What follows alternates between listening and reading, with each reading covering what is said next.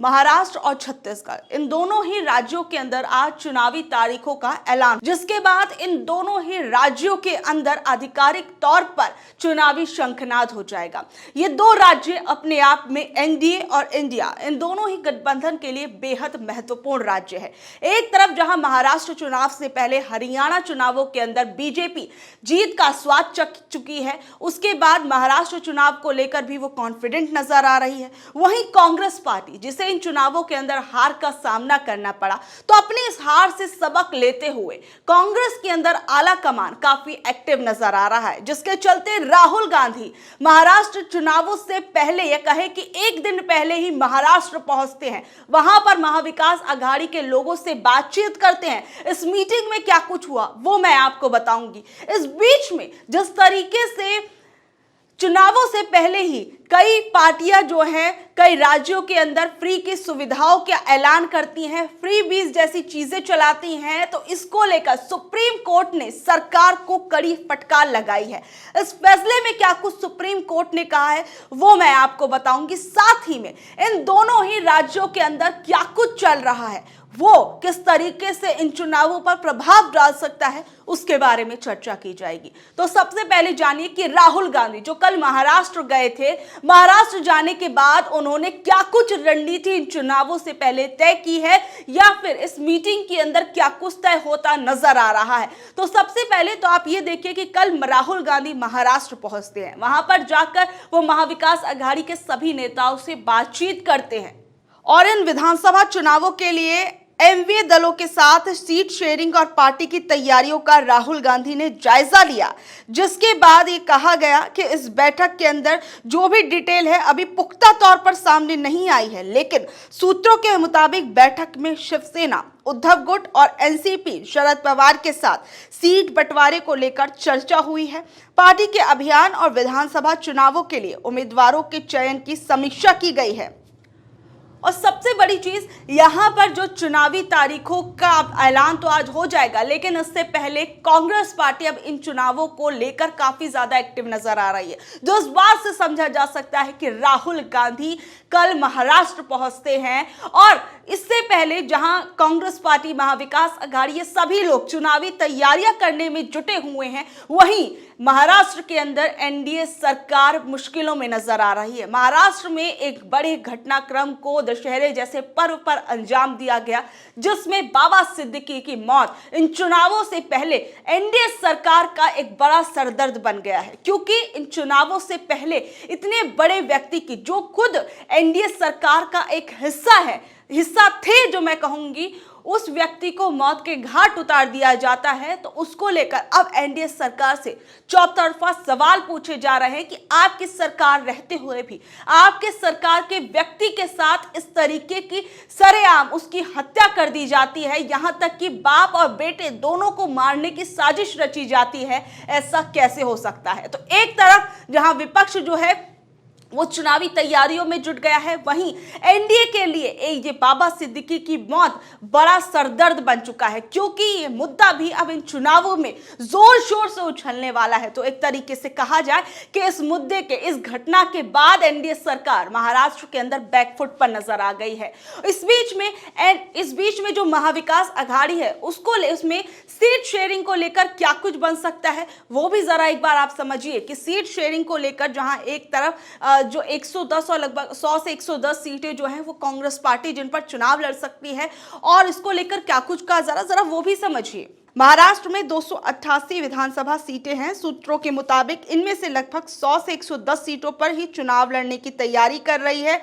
हालांकि ऐसी जानकारी सामने आई कि कांग्रेस टिकट पाने के लिए 1800 से ज्यादा एप्लीकेशन सामने आई। इस बार विदर्भ और मराठावाड़ा इलाके में सबसे ज्यादा लोगों ने एप्लीकेशन फाइल किए हैं। जहां एक तरफ माफ कीजिएगा कांग्रेस पार्टी और एमवीए दल है, महाराष्ट्र में एक तरीके से कहा जाए कि एड़ी चोटी का इस बार जोर लगा रहा है, क्योंकि महाराष्ट्र के अंदर जब लोकसभा चुनाव थे तो उसमें बीजेपी पार्टी या कहें कि एनडीए दल को एक बड़ा झटका लगा था, और जो महाविकास अघाड़ी है उसने एक अच्छा प्रदर्शन किया था, या कहूं कि इंडिया गठबंधन जो है उन्होंने एक अच्छा प्रदर्शन इन चुनावों के अंदर किया था। और इस बीच में सबसे बड़ी चीज, जहां आपने देखा होगा कि बाबा सिद्दीकी की मौत के बाद एनडीए गठबंधन पे कई सवाल उठने लगे। इस बीच में महाराष्ट्र सरकार क्या करती है कि चुनाव आयोग की तरफ से इन तारीखों का ऐलान होने वाला होता है, मतलब आज इस बात की घोषणा की। इससे एक दिन पहले हम देखते हैं कि किस तरीके से महाराष्ट्र के मुंबई के अंदर 5 टोल टैक्स को फ्री कर दिया जाता है। सोचिए किस तरीके से लोगों को लुभाने के लिए और अपने इन छिटपुट चीजों से किस तरीके से महाराष्ट्र की जनता को मूर्ख बनाने का काम सरकार कर रही है, वो अपने आप में प्रश्नीय हो जाता है। एक बार एक खबर भी देखिए। मुंबई में इन 5 बूथों पर नहीं लगेगा टोल टैक्स, चुनाव से पहले शिंदे कैबिनेट का बड़ा फैसला। महाराष्ट्र चुनाव से पहले शिंदे कैबिनेट ने बड़ा फैसला किया कि मुंबई में टोल प्लाजा पर टैक्स नहीं लगेगा।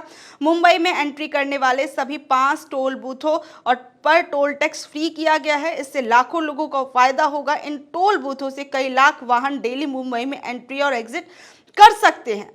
सोचिए, चुनाव की तारीखों का ऐलान आज होने वाला है, उससे हम देखते हैं कुछ घंटों पहले ही ये फ्री की सुविधाएं जो है वो देने की कोशिश करती है महाराष्ट्र की सरकार मुंबई के अंदर। अब इसको लेकर विपक्ष जो है महाराष्ट्र में वो सीधे सीधे सवाल कर रहा है। इस पर उद्धव गुट की तरफ से क्या कुछ कहा गया है वो जरा सुनिए।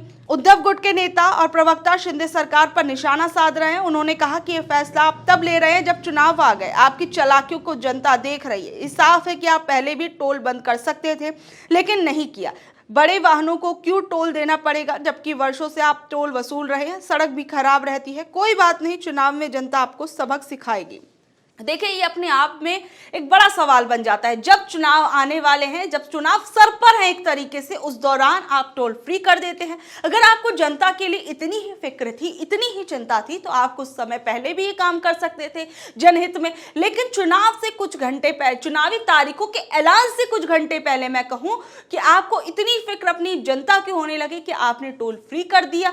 और फिर उसके बाद सबसे बड़ी चीज देखिए, ये जो इन सब चीजों को लेकर आज सुप्रीम कोर्ट की तरफ से भी एक बड़ा फैसला सामने आया। सुप्रीम कोर्ट की तरफ से जो ये फ्रीबीज चुनावों से पहले सरकारें देती हैं, पार्टियां देती हैं, उसको लेकर कड़ी फटकार जो है वो लगी है पार्टियों को, वो सरकार को लगी है।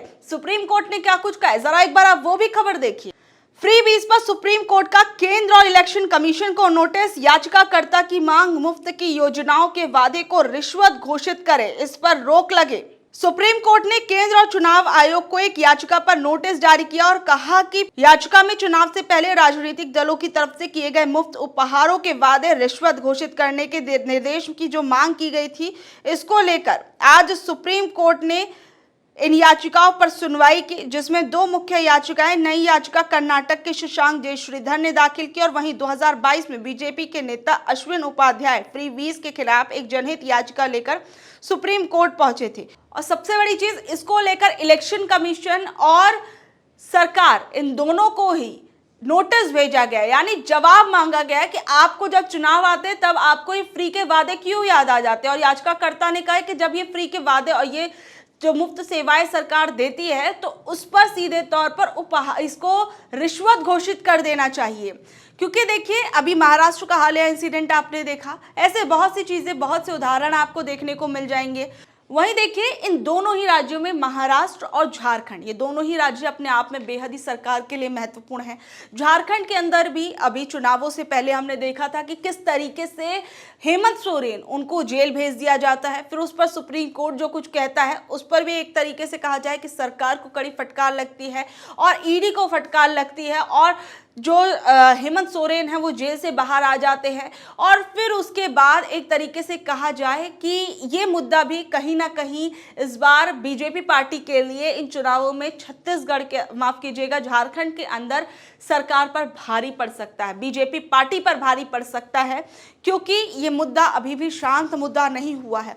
और सबसे बड़ी चीज, एक बार आप ये पूरा का पूरा ही देख लीजिए किस तरीके से विधानसभा चुनावों के अंदर, पिछले विधानसभा चुनावों के अंदर किस तरीके से पार्टी वाइज किस तरीके से इन्होंने सीटें जीती थी और छत्तीसगढ़ के अंदर किस तरीके का रहा था और लोकसभा में क्या कुछ रहा था। महाराष्ट्र की विधानसभा का कार्यकाल 26 नवंबर 24 तक है और जिसमें कि कुल सीटें 288 हैं और बहुमत 145 है। सत्तारूढ़ महागठबंधन, इनके पास कितनी सीटें हैं वो जरा देखिए।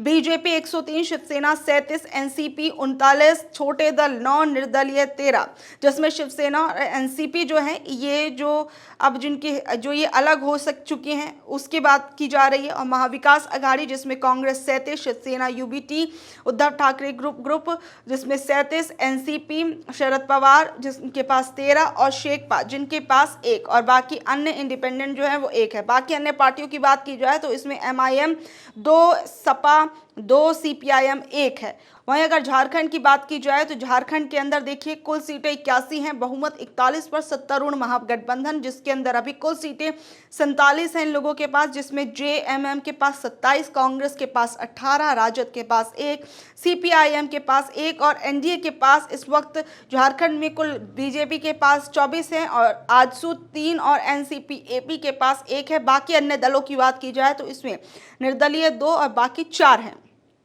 तो ये पिछले विधानसभा चुनावों की भी मैंने आपको पूरा का पूरा भी सीट वाइज बताया कि किस तरीके से किसके पास कितनी सीटें हैं।